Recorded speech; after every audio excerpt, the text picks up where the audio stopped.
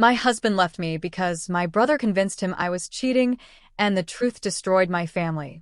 There were no long conversations, no chances to defend myself. He just came home one day, threw divorce papers on the table, and told me he had proof. Proof that would destroy me in court if I tried to fight it. I begged him to talk to me, to at least tell me what he thought I had done, but he refused to speak without lawyers present. My brother had been his best friend since college. They were inseparable, and apparently, that bond meant more than 6 years of marriage to me. The whole thing felt surreal. One day I had a husband, a family, a life I had carefully built over 6 years. The next day I had nothing but accusations and abandoned phone calls. My parents believed my brother immediately, without question, without hesitation. They always did. He was the golden child, the one who could do no wrong, the son they had always wanted more than they wanted a daughter. I was just the daughter who had apparently brought shame to the family name. My phone blew up with messages from relatives I barely spoke to, cousins I saw once a year at holidays, aunts and uncles who had never shown much interest in my life before. All of them were suddenly very invested in expressing their disappointment in me, their disgust at what I had supposedly done. The messages were brutal in their certainty. Nobody asked for my side of the story. Nobody even paused to consider that maybe, just maybe, there was another explanation. They had their villain and I was it. I tried reaching out to my husband through his sister, through mutual friends, through anyone who might listen and actually hear me. But my brother had done his work well, meticulously laying groundwork I hadn't even known existed. Everyone believed I had been unfaithful, that I had betrayed a good man who loved me, that I was exactly the kind of person who would destroy a marriage for selfish reasons. The isolation was suffocating in a way I had never experienced before. I stopped going to work because I couldn't face the pitying looks from co-workers who had heard rumors. The whispers that stopped when I entered a room. The way people avoided making eye contact with me in the hallways. I stopped leaving my apartment entirely after a few weeks of that torture. The depression crept in slowly at first, like water seeping under a door, then all at once it rushed in like a flood, until I was spending entire days in bed, unable to find a reason to get up, unable to see a future that was worth living for. The divorce went through quickly. He wanted it done fast, and I was too broken to fight. I signed everything they put in front of me. I didn't care about the house, or the savings account, or any of it. I just wanted the nightmare to end, though some part of me knew it never really would. The thoughts got darker as the months went on. I found myself standing on my balcony for long periods, looking down at the street below, wondering if anyone would even care if I wasn't here anymore. Probably not. They all thought I was a cheater anyway. Maybe they would just say I couldn't live with the guilt. I don't know what made me call her. We had been best friends in college but had drifted apart after I got married and she moved 3 states away for work. Maybe it was because she was far enough removed from everything that she wouldn't have heard the rumors. Maybe I just needed to hear one friendly voice before I did something I couldn't take back. She answered on the second ring, and I broke down completely. I couldn't even form words, just sobbed into the phone while she kept saying my name, asking what was wrong, telling me to breathe. She drove 11 hours straight to get to me, barely stopping except for gas. When she arrived at my apartment and saw the state I was in, she didn't ask questions or demand explanations. She just packed my things, loaded them into her car, and took me home with her like I was a wounded animal that needed rescuing. Those first 2 months on her couch were a blur of darkness punctuated by small moments of light. She worked from home most days just to keep an eye on me. In the mornings, she would sit on the edge of the couch and say, "Okay, today we're going to brush your teeth." Just that. Nothing else. And I would cry because even that felt impossible. But she would wait, patient and unwavering, until I did it. The next day it would be brushing teeth and taking a shower. Then brushing teeth, showering, and eating something. Baby steps that felt like climbing mountains.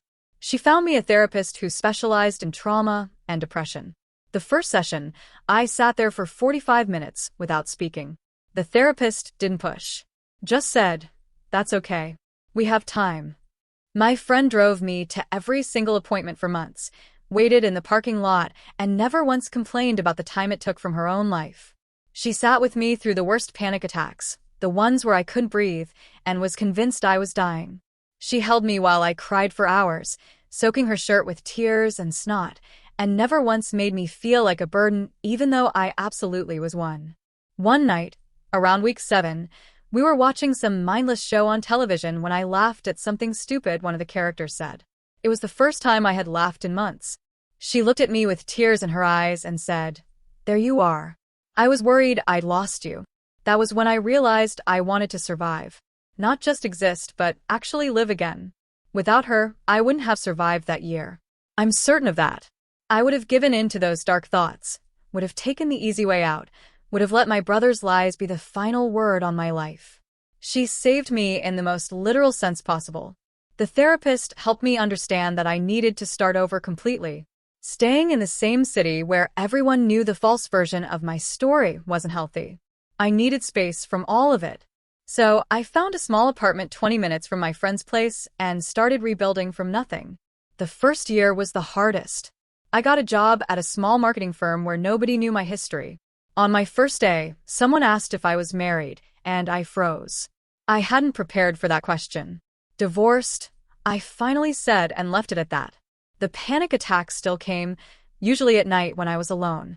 Sometimes triggered by nothing at all, sometimes by seeing a couple holding hands on the street. Year 2, things got incrementally better.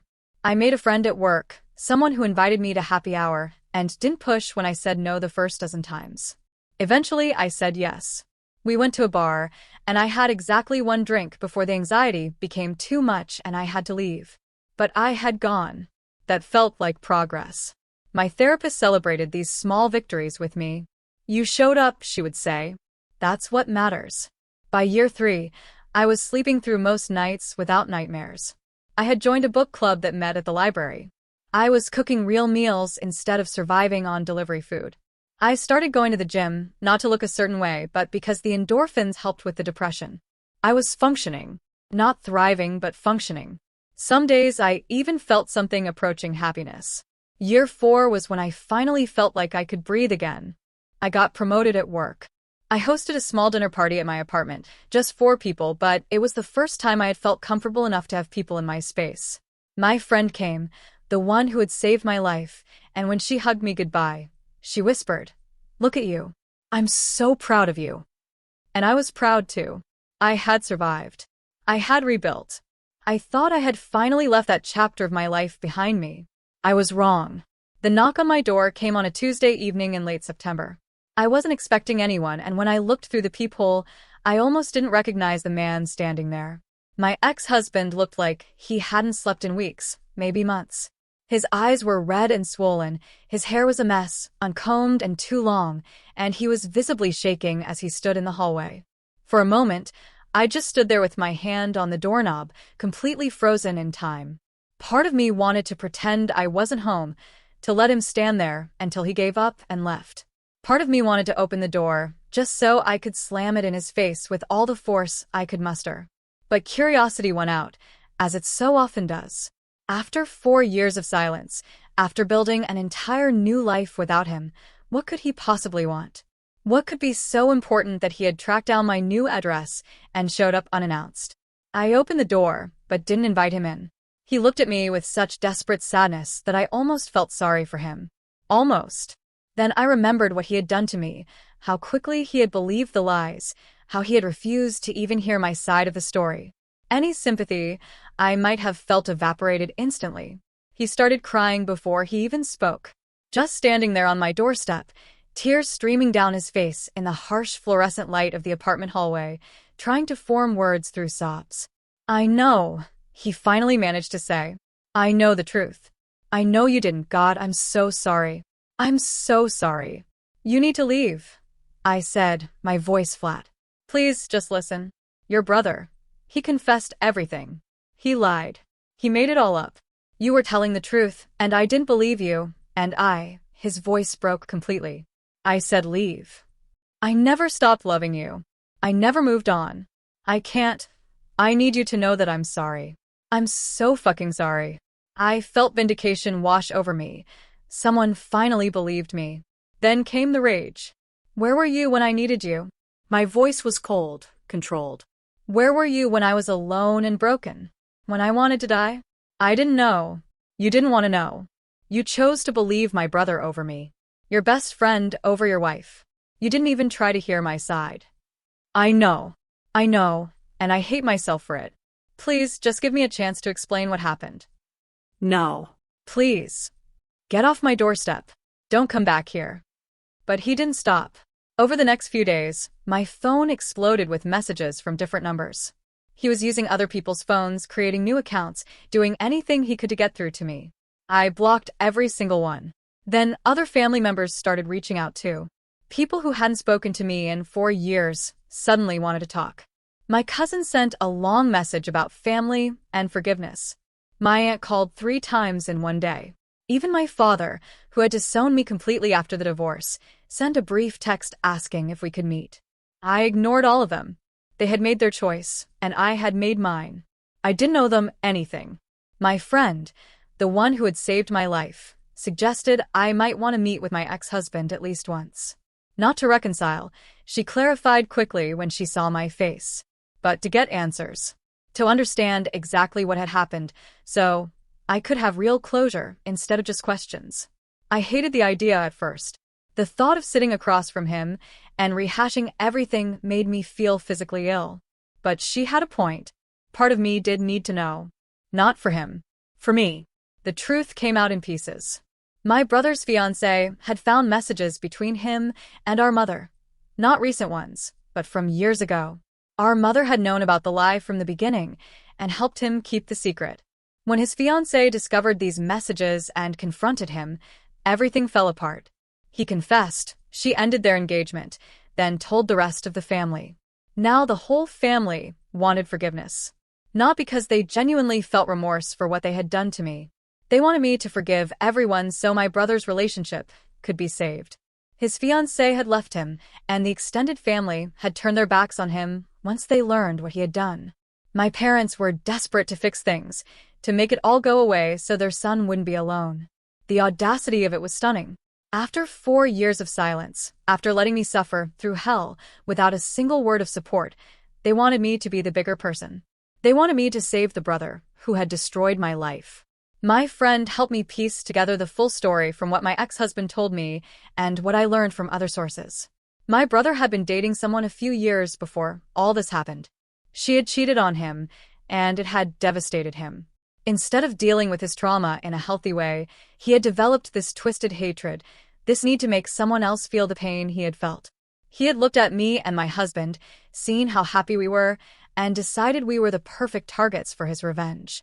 It was calculated, methodical, and absolutely evil. And our mother had helped him do it. When my friend suggested I meet with my ex-husband one more time, I almost said no. But she pointed out that I might have legal options. That what my brother had done wasn't just morally wrong, it might actually be criminal. The idea hadn't occurred to me before. I had been so focused on just surviving, on getting through each day, that I hadn't considered the possibility of actual justice. But once the seed was planted, I couldn't stop thinking about it. My brother had deliberately destroyed my marriage, my reputation, my mental health, and very nearly my life. And he was just going to walk away from that? I agreed to meet with my ex-husband one time. I chose a coffee shop in a public place where I felt safe. When he arrived, I didn't smile or try to make small talk. I told him exactly why I was there.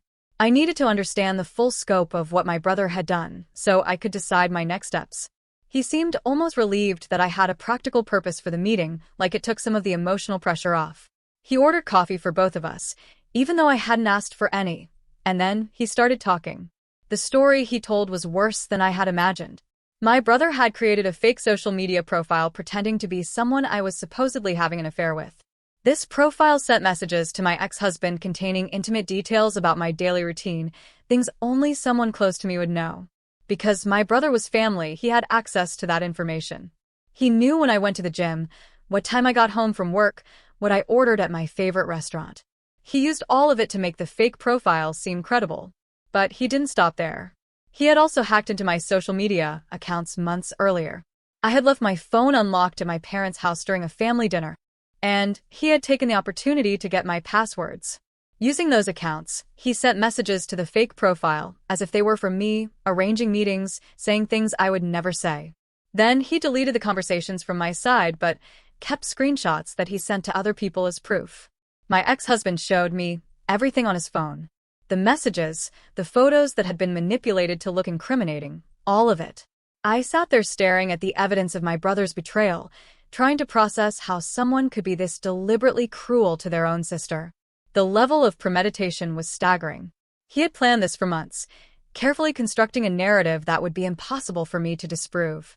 When my husband confronted me with what he thought was evidence of my affair, I genuinely had no idea what he was talking about. Of course I denied it. But because my brother had deleted everything from my accounts, I couldn't prove my innocence. It just looked like I was lying and had covered my tracks. What made everything even worse, impossibly worse, was learning about our mother's role in all of this. She had known the truth for years.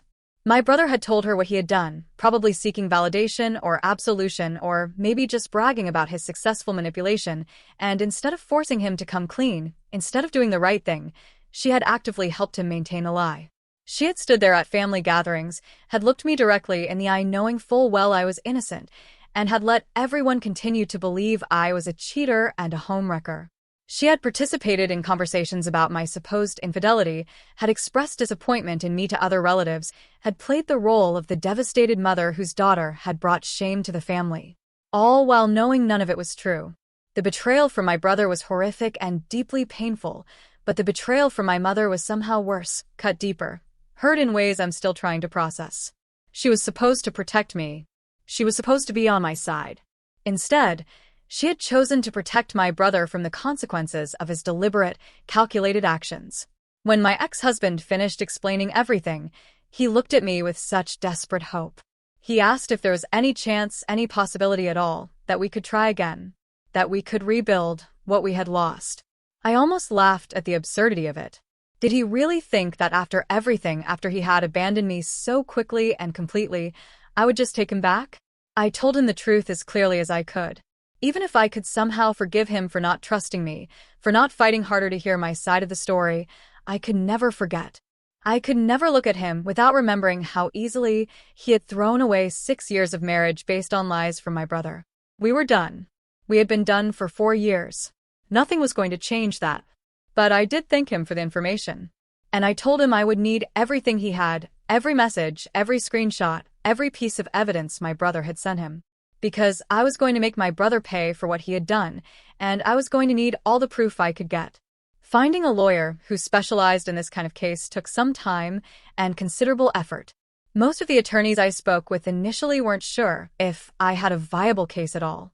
What my brother had done was clearly morally wrong, obviously reprehensible, but proving damages in a civil case can be complicated and expensive. They warned me about the costs, about the emotional toll, about the possibility of losing and being responsible for court fees. Finally, after weeks of consultations, I found someone who understood exactly what I was trying to do and genuinely believed we could win. Her name was Patricia, a woman in her 50s who had handled similar cases involving defamation and intentional infliction of emotional distress. "Tell me everything," she said in our first meeting. "And I mean everything. Don't leave anything out because you think it's not important or too embarrassing." So I did.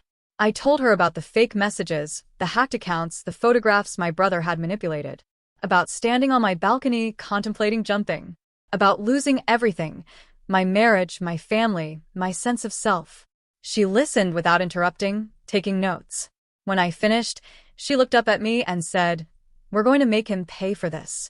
Legally, methodically, and thoroughly." Can we actually win? With what you've described? Yes. Defamation, fraud, intentional infliction of emotional distress. The fact that he created false evidence and used it to destroy your reputation gives us a strong case. The fact that your ex-husband kept all the evidence makes it even stronger. How long will it take?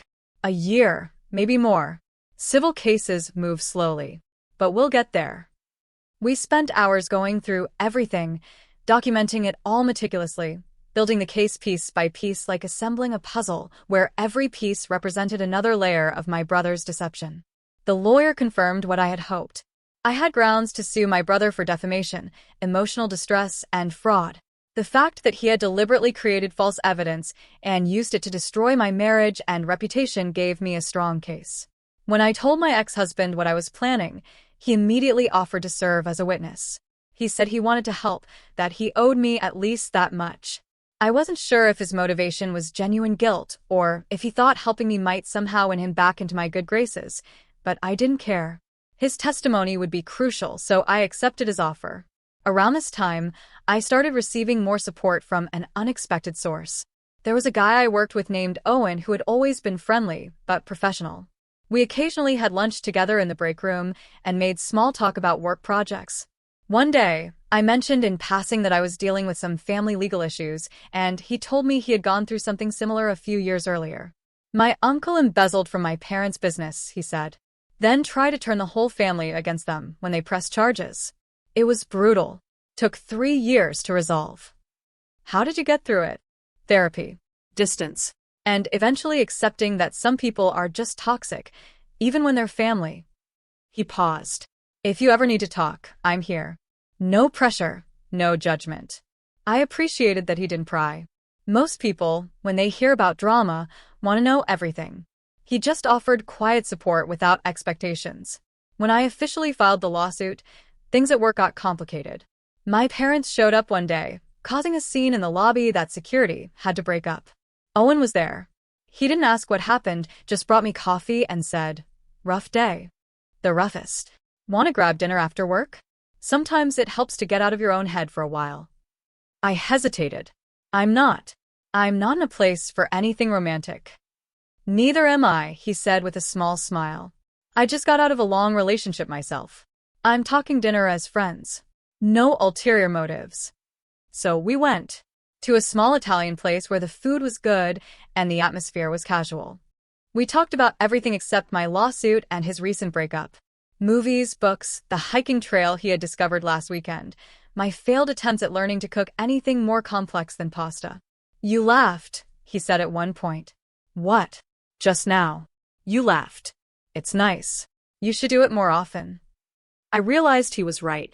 I had laughed, genuinely, for the first time in months. When he drove me home that night, I felt something I hadn't felt in years, lightness. Not happiness exactly, but the possibility of it. We started having dinner once a week. Sometimes twice. He never pushed for more, never made me feel like he was waiting for me to be ready for something I couldn't give. One night, about 2 months into our friendship, I told him everything. The whole story. The lies, the betrayal, the standing on the balcony, the lawsuit. He listened without interrupting, and when I finished, he just said, "I'm glad you're still here. The world's better with you in it." That was when I knew he was different. When I officially filed the lawsuit against my brother, my parents completely lost their minds. My phone rang constantly with calls from both of them, which I didn't answer.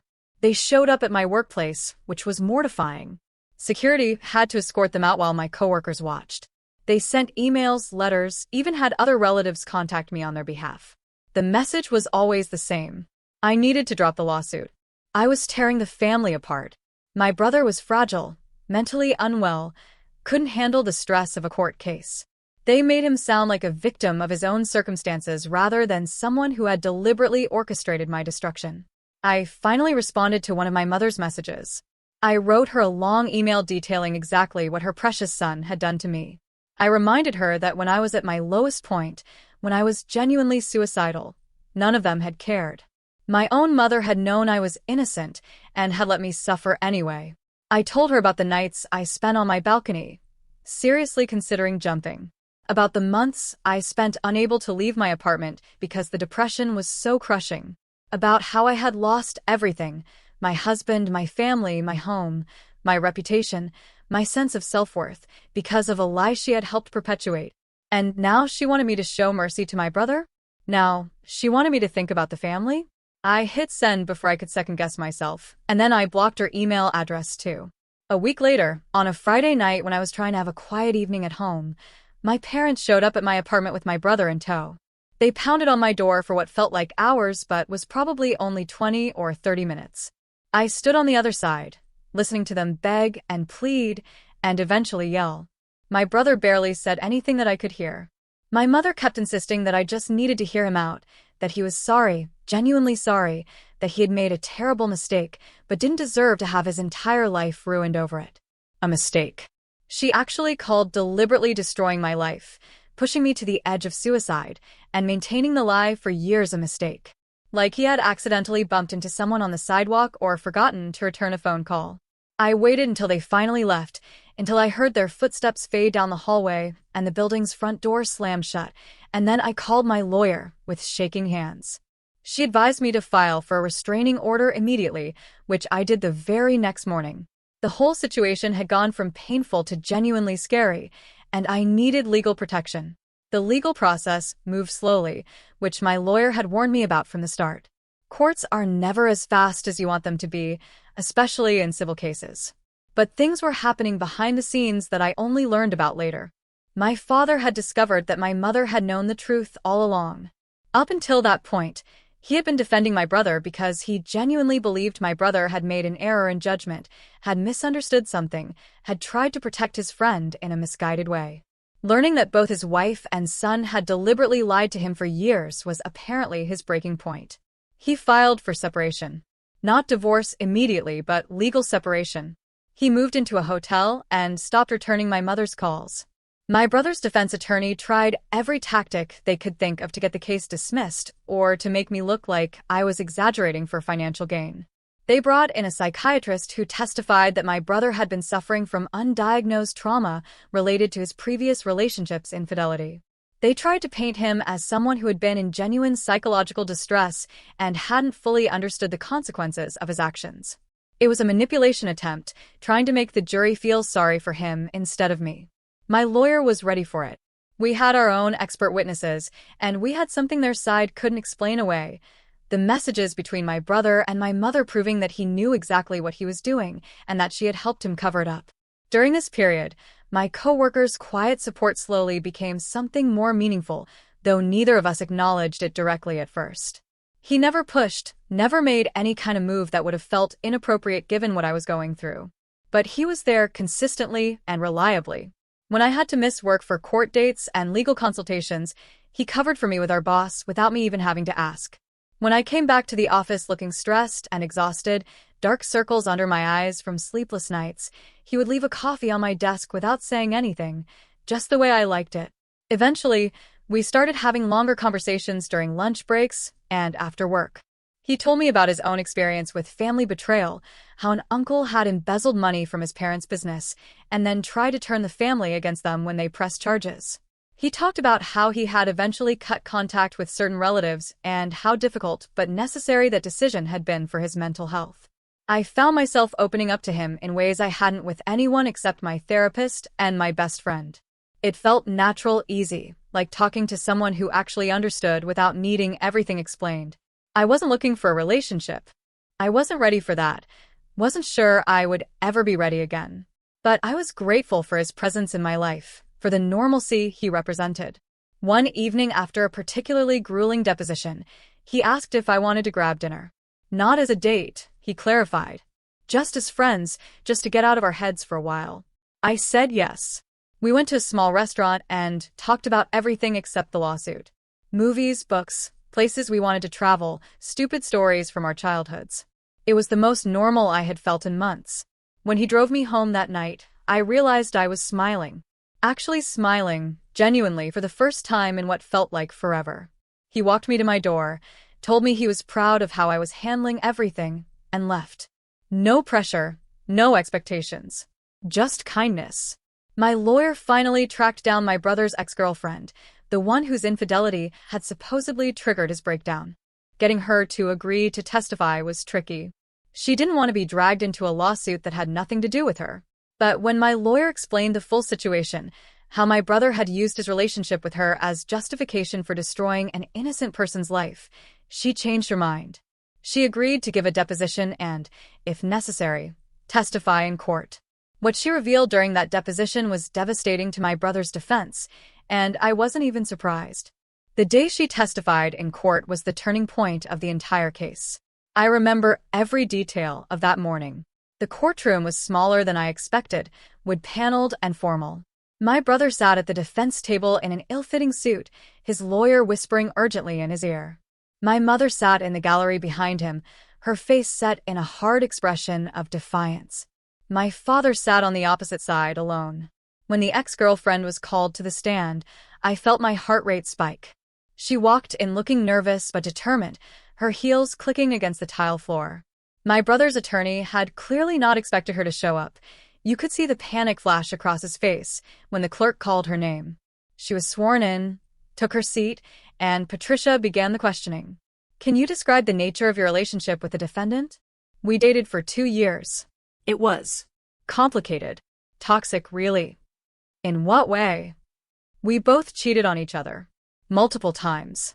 He cheated first, I retaliated, then it just became this cycle of hurting each other. My brother's attorney shot to his feet. Objection, Your Honor. The witness's relationship with my client is not. It goes directly to the defense's claim that my client's brother was a traumatized victim of infidelity. Patricia interrupted smoothly. The defense has based their entire mitigation strategy on this premise. Overruled, the judge said. Continue. Patricia turned back to the witness. You said he cheated first? yes. Multiple times with multiple women. I found out about 6 months in. Instead of leaving, I did the same thing. It was stupid and vindictive, but I was 23 and thought that's what love looked like. Did the defendant ever exhibit manipulative behavior during your relationship? Constantly. She shifted in her seat, her voice gaining strength. He would lie to my friends about me, tell them I was unstable or cheating when I wasn't. He created fake social media accounts to message me as other people to see how I'd respond. One time he pretended to be a guy hitting on me just to see if I would flirt back. When I did, because I thought it was a stranger, he used it as proof that I couldn't be trusted. The courtroom was absolutely silent. I watched my brother sink lower in his chair, his face pale. So this pattern of creating false evidence and manipulating others to destroy relationships, this is consistent with behavior you witnessed from him? Objection. Sustained. Rephrase. Did you witness the defendant creating false evidence to damage relationships? Yes. He did it to me, to my friends, to anyone who he felt threatened by or wanted to control.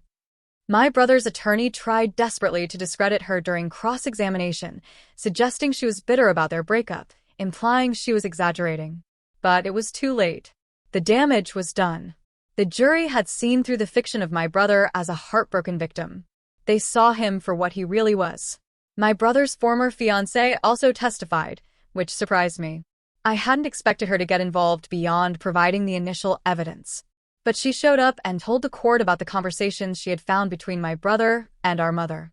She read excerpts from those messages in which my brother explicitly admitted to fabricating evidence against me, in which our mother advised him on how to maintain the lie, how to keep the family on his side, how to make sure I stayed isolated and discredited. Hearing those words read aloud in court made me feel physically sick. My own mother had strategized about how to keep me suffering. The judge was clearly not impressed with my brother's defense. When his attorney tried to argue that my brother's mental health issues should be considered as a mitigating factor in the damages, the judge actually cut him off. Mental health struggles, the judge said, do not excuse deliberately destroying another person's life through calculated lies and manipulation. If anything, the premeditated nature of what my brother had done made it worse, not better. The fact that he had maintained the lie for years, had involved other family members in the deception, had watched his sister's life fall apart and done nothing to stop it, all of that spoke to someone who knew exactly what he was doing and didn't care about the consequences. When the verdict came back in my favor, I didn't feel the triumph I had expected. I felt exhausted. Validated, certainly. The court had officially recognized that I had been wronged, that my brother had committed real and measurable harm against me. Patricia leaned over and squeezed my hand. We did it. I looked across the courtroom. My brother sat motionless, his face blank. My mother was crying quietly.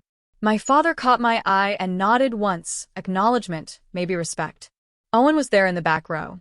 He had taken off work to be there for the verdict. My best friend sat beside him, the woman who had saved my life. She was crying too, but smiling. Outside the courthouse, my ex-husband was waiting. I hadn't seen him since he had testified weeks earlier. He looked different, lighter somehow, like he had set down a weight he had been carrying. Congratulations, he said quietly. You deserve this. Thank you for testifying. It was the least I could do. He paused. I'm seeing someone, a therapist, trying to figure out why I was so quick to believe the worst of you, why I didn't fight harder. That's good. I know we can't. I know there's no going back. But I needed you to know that I'm sorry. Truly sorry. And I'm going to spend the rest of my life being better than the man who failed you. I nodded. I hope you do. He walked away then, and I watched him go. That chapter was finally, definitively closed. The judge awarded me $35,000 in damages. My lawyer explained that while it might not sound like a huge amount compared to some lawsuits, it was actually quite significant for this type of civil case. More importantly, it was an amount that would be difficult for my brother to pay, especially since he didn't have substantial assets or savings. The court immediately placed liens on his accounts and property to ensure payment. The extended family's reaction was swift and brutal. Once the verdict was public knowledge, relatives who had previously defended my brother turned on him completely.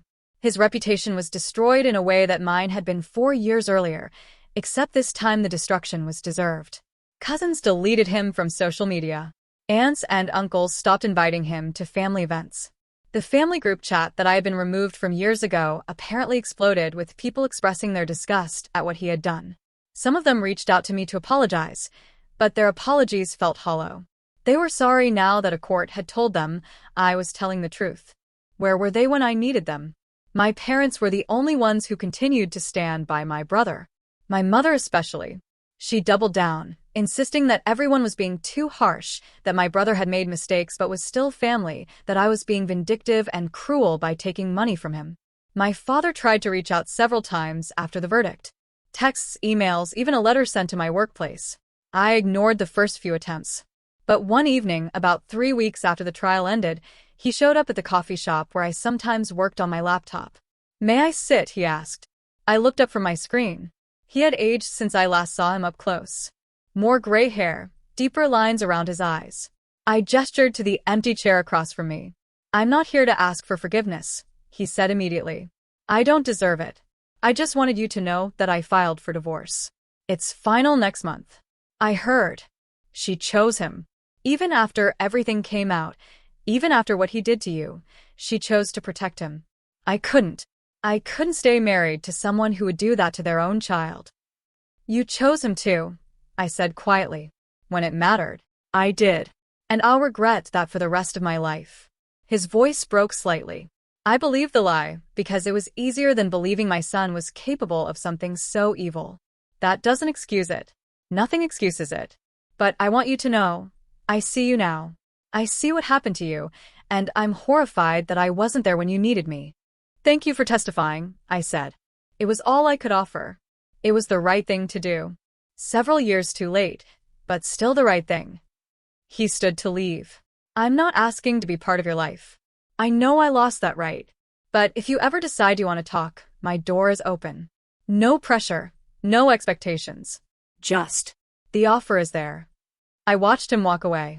I didn't know if I would ever take him up on that offer. Maybe someday, when the wounds weren't so fresh. Or maybe never. The choice was mine now, and that felt like enough. Watching the money transfer into my account felt surreal. $35,000. It was significant enough to change my immediate financial situation, to give me a cushion I had never had before. But the real value wasn't in the money itself. It was in what the money represented. Official recognition that I had been wronged. Legal validation that what was done to me was serious and harmful and deserved compensation. For 4 years, I had carried the weight of everyone thinking I was a liar and a cheater. Now I had a court document stating clearly that I had been the victim, not the perpetrator. That was worth more than any dollar amount. Owen and I moved in together 8 months after the trial.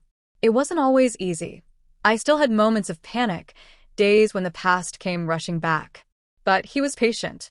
On my bad days, he would hold me and remind me that I was safe. "You know what I realized?" he said one night while we were cooking dinner together. "What?" "You're the strongest person I know. Not because nothing bad happened to you, but because everything bad happened and you're still here. Still fighting. Still building a life." A year after moving in together, he proposed. Simple, no big production. Just the two of us on our couch on a random Tuesday. "I don't need an answer right away," he said. "I just need you to know that I want forever with you. Whenever you're ready." I said yes 3 months later. We got married at the courthouse with just my best friend and his parents present. No big wedding, no family drama. Just two people who chose each other, building something real. My best friend, the woman who had saved my life 4 years ago, remained my anchor through everything. She had been there for the worst moments and for the moments of triumph. She celebrated the lawsuit victory with me, helped me process the complicated emotions that came with it, and reminded me regularly that I was stronger than I thought. She was the sister I should have had, the family member who actually showed up when it mattered. I told her frequently that I owed her my life, and she always brushed it off, saying that's just what friends do. But it wasn't what friends do. It was what exceptional human beings do, and I would never stop being grateful that she was in my life. Looking back now, I can see how far I've come. That version of me standing on the balcony seems like a different person entirely. The path from there to here was long and painful, but I didn't give up. I kept choosing life, even when it was hard. The money sits in savings, mostly untouched. I keep it there as a reminder of what I survived and overcame. I still think sometimes about what might have been. But then I remember, when I needed him most, he wasn't there. He chose to believe my brother, without even trying to hear my side. Some things, once broken, can't be fixed. My brother tried to contact me a few times after the verdict. I blocked every attempt. I heard he's struggling financially. His fiancée never took him back. Most of the family wants nothing to do with him. He's not worth my emotional energy anymore. My mother continues to stand by him, blames me for everything. She's made her bed. There are moments when I'm caught off guard by grief, not for the people I lost, but for what could have been with a different family. A brother who protected me. A mother who chose truth. Parents who loved unconditionally. That's the loss I mourn sometimes. My current partner knows all of this about me. I told him everything early on because I didn't want any secrets between us. I needed him to understand why I was the way I was, why I had trust issues, why I sometimes pulled away when things got too intense. He listened to the whole story without judgment, and when I was done, he just held me and told me he was glad I had survived. That's when I knew he was different. He didn't try to fix me or tell me I should forgive my family or any of that useless advice people love to give. He just accepted me as I was, damage and all. We talk about the future sometimes. What we want from life, where we want to be in 5 or 10 years. I'm careful not to make promises I might not be able to keep. I've learned the hard way that life can change in an instant, that things you think are solid can crumble without warning. But I'm hopeful in a way I haven't been in a long time. I can see possibilities now instead of just obstacles. That's progress. My best friend jokes that she's going to be the maid of honor at my wedding someday, and I always laugh and tell her not to get ahead of herself. But secretly, I like imagining that future. A wedding where the people in attendance actually care about me, actually showed up when it mattered. A family built on choice instead of blood. Sometimes the family you make is better than the family you're born into. I'm living proof of that. The strangers who followed my story online, the ones who sent supportive messages and words of encouragement during the lawsuit, made a bigger difference than they probably realized. On my darkest days, I would read through those messages and remember that people I had never met believed in me and wanted me to succeed. It helped more than I can adequately express. So to anyone reading this who offered kind words or just quietly rooted for me, thank you. You helped save my life too. I'm not going to pretend that everything is perfect now. I still have anxiety about trusting people. I still have moments when the depression threatens to pull me under. I still wake up sometimes from nightmares about that period of my life when everything fell apart. But those moments are becoming less frequent. The good days outnumber the bad ones now.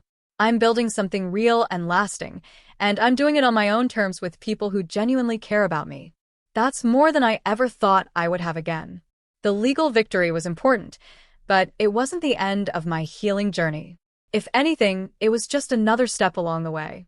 Justice doesn't erase trauma. It doesn't undo years of pain, but it helps. It helps to have the record set straight, to have official validation that you weren't crazy, weren't lying, weren't the problem. It helps to know that the person who hurt you faced real consequences. Not perfect consequences, maybe not even sufficient consequences, but real ones nonetheless. That has to be enough, because it's all I'm going to get. I've thought about writing all of this down properly someday, maybe even publishing it. Not for revenge or to publicly shame anyone, but because I think there are other people out there who have experienced family betrayal and might benefit from knowing they're not alone. That it's possible to survive it, to rebuild, to find happiness again, even when it seems impossible. If sharing my story could help even one person feel less alone or give them hope, it would be worth it. For now, though, I'm focused on the present, on my job that I actually enjoy, on my partner who treats me with kindness and respect, on my best friend who remains my rock through everything, on my therapist who continues to help me process all of this, on building a life that feels authentic and true to who I am now, not who I was before everything happened. That version of me is gone, and I've made peace with that. The person I am now is stronger, more resilient, and far less willing to accept mistreatment from anyone. That's not a bad trade. So here I am, 5 years after my world fell apart, finally feeling like I'm standing on solid ground again. The journey was brutal. There were moments I didn't think I would survive. But I did survive, and more than that, I've actually built something good from the ashes of what was destroyed. My brother tried to ruin my life, and in many ways, he succeeded. But he didn't destroy me. I'm still here. I'm still fighting. And I'm finally, genuinely okay. That's my story. It's messy and painful, and not the triumphant tale of complete victory that people sometimes want to hear. But it's real. It's mine. And I'm proud of myself for living through it and coming out the other side. If you're going through something similar, if someone you trusted has betrayed you in a way that feels impossible to overcome, please know that it does get better. Not quickly, not easily, but eventually. Hold on. Keep fighting. Find your people and let them help you. And never let anyone make you believe that you deserved what happened to you. You didn't.